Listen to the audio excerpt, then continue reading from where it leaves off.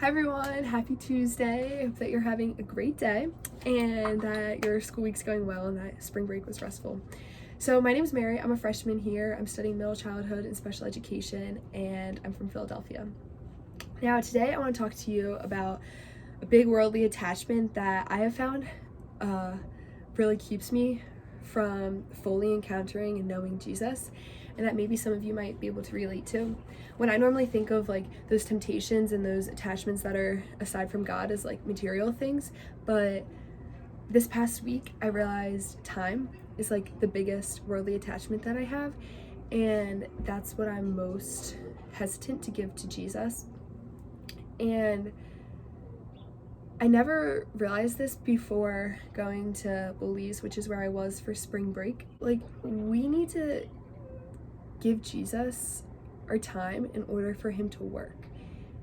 And yes, like setting aside time is beautiful and so good to pray.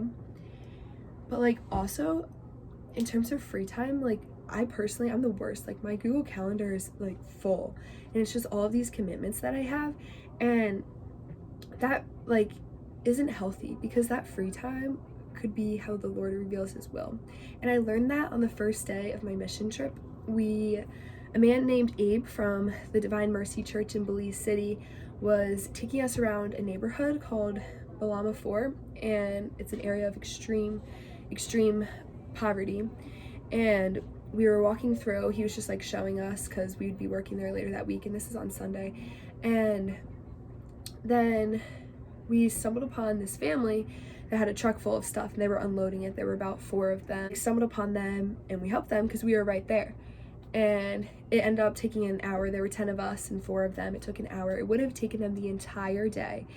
And it rained for the whole entire day, except from the moment that we saw them, from the moment that we were finished moving and everything to the house. It was insane. Like, major God moment, because the Lord absolutely put us there and put them there, and we encountered each other at that time. We couldn't even speak the same language, but like the language of God is so universal. It is absolutely incredible. And like while we were doing that, I was like, wow, like we didn't plan to do this. All of these plans that we make, plans are so good but also over consuming, and we need to allow the Lord to work. And in order for us to choose joy and to live faith-filled lives, we need to allow God to decide how we live. So taking that, like giving time to the Lord each day, whether that's through a holy hour or a half hour, just that we give to the Lord to allow him to reach our hearts and to rest in his presence, like that's what he wants. He's made us for community and community with him and community with one another. Also to allow God to work through the moments that we don't expect it. And that's how we see his presence in every single moment and in every single person that we encounter. There's so much beauty in simplicity. Even though I was in an area of extreme poverty, the people there were no less joyful than people are here. Like, you get the same spectrum of people who are so alive and love life, and then people who are the exact opposite. And it's a shame that that's the reality, but like there's so much beauty in the fact that that exists here and in extreme poverty. Like, the Lord wants to encounter all of us, and we don't need all of these worldly attachments or like opportunities or whatever. We simply need the Lord, and the way that we receive the Lord is by giving ourselves to him.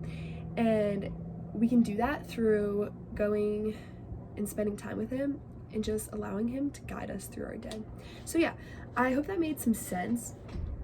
The Lord has definitely revealed a lot to me, and I was able to see what God's revealing to me by spending very intentional time with him and reflecting on my experiences. So I encourage you guys to do that every day, especially during Lent if you can, to really reflect and see how we can be the best disciples that we can be. Know that I'm praying for all of you guys. Have a great rest of your Lent. I really pray that we can all grow closer to Jesus together. And yeah, thank you for listening. Have a great day. Bye-bye.